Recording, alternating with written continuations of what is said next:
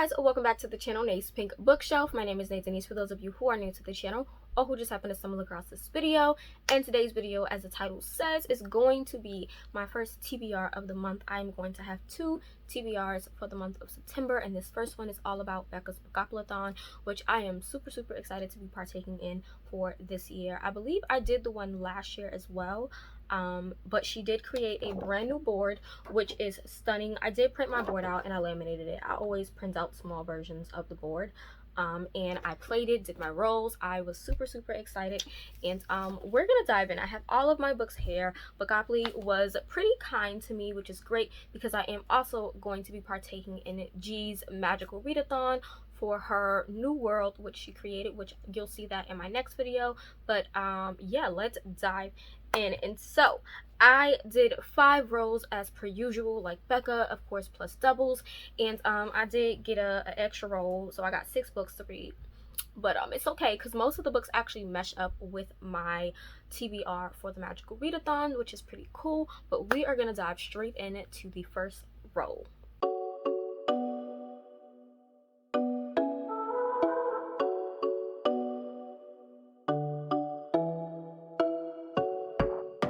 Okay, so for the first roll, I rolled a 9, which put me on monsters. And basically, this is pretty much a basic kind of prompt. Monsters, read a book with monsters.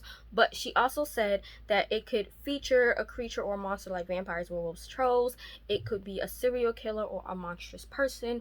Or it could be a monstrous villain or a evil overlord. And so for that, I am going with Reaper of Souls by Rena Barron. This is book 2 to Kingdom of Souls, which I adored. I don't know if you guys can see, I tabbed this baby up, and I got this when it came out, did not get a chance to read it, and so I'm super excited now to get a chance to read it. But this is pretty much the sequel to that, following Ara with the aftermath of what her parents pretty much, well, technically what her mother did, and also with the Demon King. And I don't want to read the synopsis as of yet because I don't want to spoil myself too much, but I'm super excited, and this cover is giving me life. Like, I gotta say, the cover designs for both books are amazing. Like, just stunning. But in book 1, basically Ara was from a family of witch doctors, powerful witch doctors, but she had no magic, and there was a reason for her not having magic, which was something to do with the Demon King, and we find that out at the end of book 1. And so book 2 continues on from there, and I'm just ready to see Ara and her be real, just savagery and all that, and just I'm ready for all the life that it's going to give. I'm ready for it. And so yeah, we have this. So on to row number 2.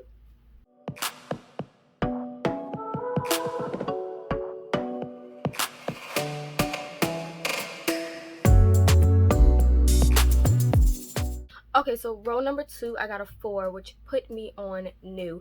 And new could be a pretty much book that is either pretty new, that you haven't heard of from many people review it yet, or a book that you heard a lot of buzz about when it was first released but haven't heard much about it since then. And if you guys see me looking down, I'm actually looking at the document that Becca had created with all of like the prompts and stuff like that. So that's what I was reading. And so for that, I'm gonna go with Things in Jars by Jess. I heard a little bit of buzz about this when it first came out. This was in the January 2020 picks for book of the month, and so I heard a little bit of buzz about it, which got me interested in it, and then I still haven't heard anything since then. And so yeah, we're gonna dive in. But this is adult historical fiction. It's pretty much a mystery with a blend of supernatural stuff and magic involved, and it's set in Victorian London. It says Victorian London comes to life in this spellbinding mystery as an intrepid female sleuth wades through a murky world of collectors and criminals to recover a remarkable child. But if I'm not mistaken, this child was like a mermaid, and there's an apothecary, there's some tattooed ghosts, there are some 7-foot tall housemaids, so it's a whole lot going on. At the bottom it says, blending darkness and light, Things in Jars is a mesmerizing novel that collapses the boundary between fact and fairy tale to stunning effect and explores what it means to be human in inhumane times. And so this sounds really epic. I am excited to dive into this. I've had it on my TBR for a very long time. As you can see, I had it for a year, haven't read it, and so I'm excited to finally get a chance to dive into this. On to row number 3.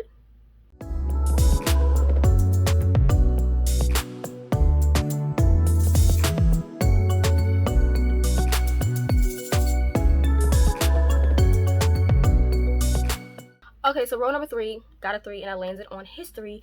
And for this prompt, you pretty much have to read a book that is inspired by history or historical fiction retelling, a history retelling like an Anastasia retelling. And for this, I'm gonna go with The Grace of Kings by Ken Liu.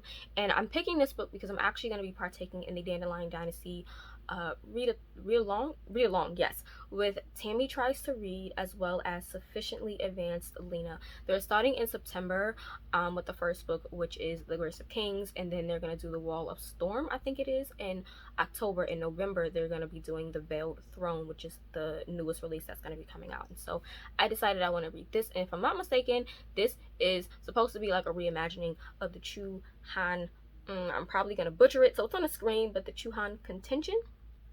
Probably saying it wrong, but I'm sorry if I am. But apparently it's supposed to be a reimagining of that time period. And I did look it up on Google and everything and found out information on it, and I also watched the videos on it. And so I figured that would be a great one to just stick in there because it is based on a sort of historical time period. It is an epic fantasy, which I'm all here for epic fantasies. And so yeah, I actually don't have a physical copy right now. I actually just ordered my physical copy, so it will be here tomorrow, but it's not here at the time of recording. But yeah, I got the paperback because I think it's like 600 plus pages. We're not doing hardcover, paperback all the way. And so yeah, we're gonna go with that book. So on to row number 4.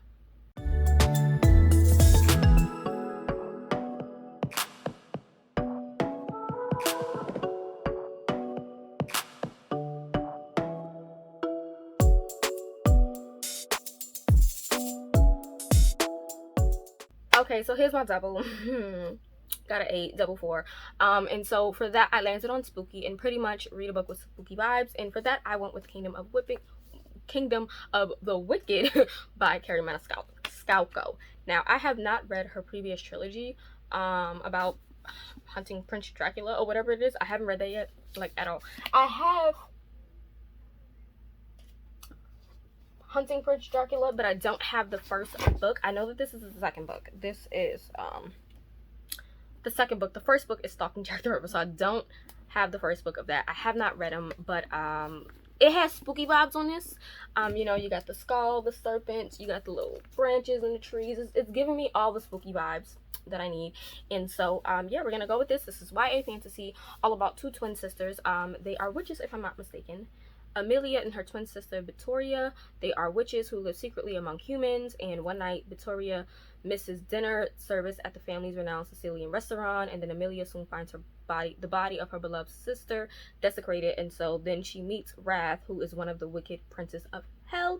And so yeah, I'm interested in reading this. I probably should have read her first series first, but I don't mind reading an author's newest release and then going to their backlist books. Don't mind at all.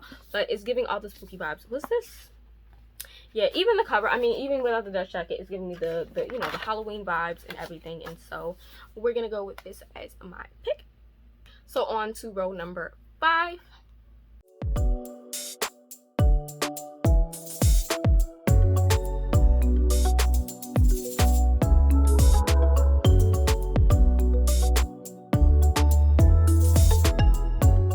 Okay, so for row number 5, I got a 10, and I landed on LGBTQ plus Rep.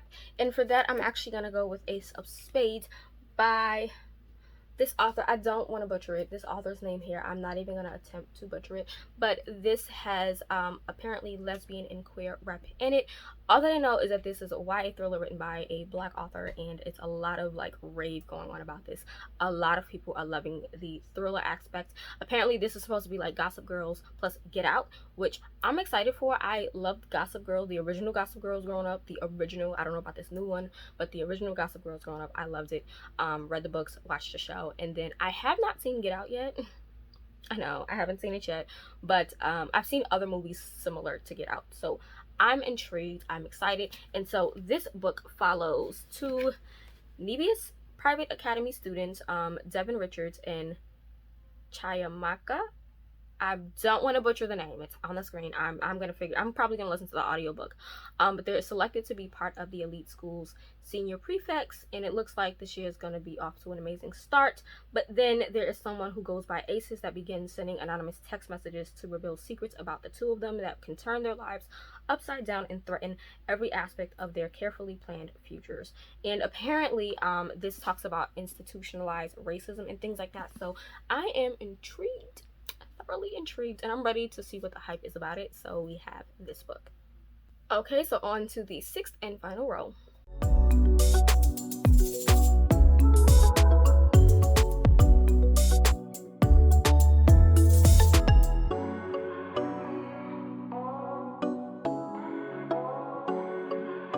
Okay, and my sixth and final row, I got a 4, which put me on most recent. And for this, it could be your most recent purchase, most recent book received, gifted, or whatever. But for me, my most recent that I can think of was from Book of the Month, and it is going to be The Inheritance of Orquídea, Divina by Zoraida, Córdova. I'm probably butchering that. I apologize.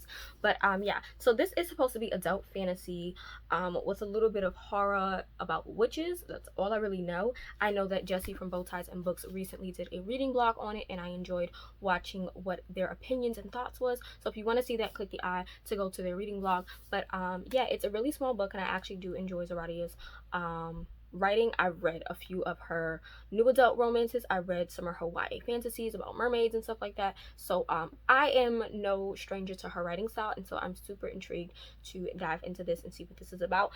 This cover is giving me life though. Like, the cover is giving life all the way. Life all the way. And so we have that book. And so those are my 6 books for Becca's Bookoplathon for this coming month of September. I'm stoked to dive into these books. My reading has been all over the place, and I know I haven't been on YouTube, at least on this channel, in a while, and that's because a lot of things had gone on and are still going on. And so I will most likely do a update video on what's been going on while I've been MIA. I have a few videos that I had set to go. I kind of scratched them all. I do have one book haul, book box unboxing that I actually need to post. It's already on YouTube, I just haven't published it, and so yeah, I'm behind. Life has just been crazy.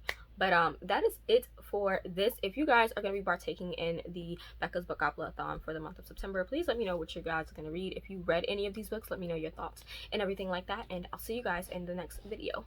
Bye.